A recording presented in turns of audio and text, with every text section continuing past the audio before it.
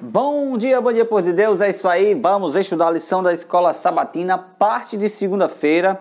Vamos analisar um pouco hoje algo extraordinário.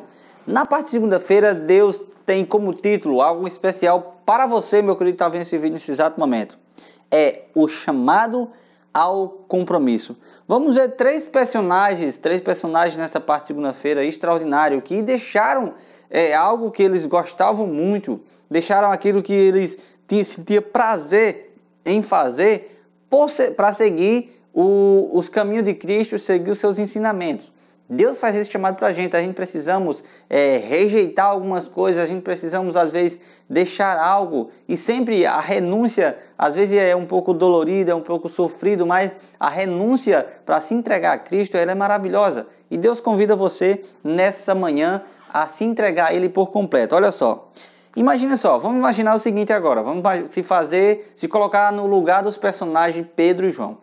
Imagine que você está um belo dia, o dia está amanhecendo e você ali tem pegado bastante peixe ali à noite, foi uma pesca maravilhosa, uma pesca incrível, e você já está imaginando no próximo dia, você voltar e pegar novos peixes ali, e encher a rede de peixe ali, algo fascinante ali. Mas imagina só, nesse cenário aí que você está agora imaginando, que saiu da pescaria, que a rede está cheia de peixe, imaginando outro dia, de repente você vê se aproximando de você Jesus Cristo. E mal você sabe que a partir do momento em que Jesus se encontra com você, a sua vida, a sua rotina vai mudar da noite para o dia. É isso que aconteceu na vida de Pedro.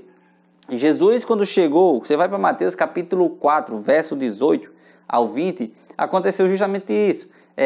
Os irmãos estavam ali pescando ali no barco, Pedro e João, eles estavam pescando e pegaram muitos peixes.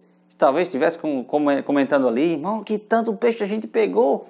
Mas de repente se aproxima deles um ser chamado Jesus extraordinário. E uma coisa interessante, Jesus chega para eles, ei, siga-me, vinde que eu vos farei pescadores de homens. Jesus lança um convite para aqueles dois homens, Pedro e João, e o trabalho deles era pescar. Então Jesus diz, vinde a mim vocês, e vamos ser pescadores de homens. Jesus faz o convite a ele, vamos ser pescadores de homens. E no estalar de dedos, os homens ali deixam as redes ali, jogam as redes. Imagina só, a quantidade de peixe que ele tinha pegado ali. Eles deixam de lado aquilo ali, deixam as redes e começam a seguir o mestre. A lição fala o seguinte, no Evangelho de João, vemos que esses homens já tinham conhecido algo sobre Jesus durante mais de um ano, mas ainda não havia se comprometido com ele. Eu quero fazer uma pergunta para vocês nesse exato momento. Você conhece Jesus, não conhece? Sim ou não? Sim? Se sim, glória a Deus. Mais uma coisa. Esses homens já tinham ouvido falar de Jesus, já tinham ouvido falar que Jesus fazia milagres, que Jesus era extraordinário, mas eles ainda não haviam se comprometido com Jesus ou com o seu ministério. Ou seja, não tinham deixado de lado algumas coisas e se focasse ali no ministério e escutar o que Jesus falava. E quando Jesus se depara com eles, a primeira coisa que eles falam é o quê? Eles já deixam as redes e vai seguindo a Jesus Cristo. Eles deixaram seus barcos, ocupações e ambiente familiar para seguir a Jesus, porque sentiram o chamado para um propósito mais elevado. Qual era o propósito que eles tinham antes? Pescar peixe. E agora o propósito que Deus deu para ele era pescar homens. Imagina só na cabeça desses pescadores o que estava se passando. Como é que a gente vai pescar homens? É isso que eu quero entender. É isso que eu quero saber. Então isso surgiu na cabeça dele. Como é que eu vou pescar homens? E eles seguiram o mestre com esse propósito de entender como ia fazer isso. E Jesus, ele faz algo extraordinário na vida deles. Eles se tornam grandes pescadores de homens. Pedro, quando você vai para o livro de Atos, sabe o que ele pescou? A rede de peixe, a rede de Pedro agora estava lotada de homens e mulheres. Sabe como? Pedro se levanta ali e dá uma pregação, dá um sermão extraordinário.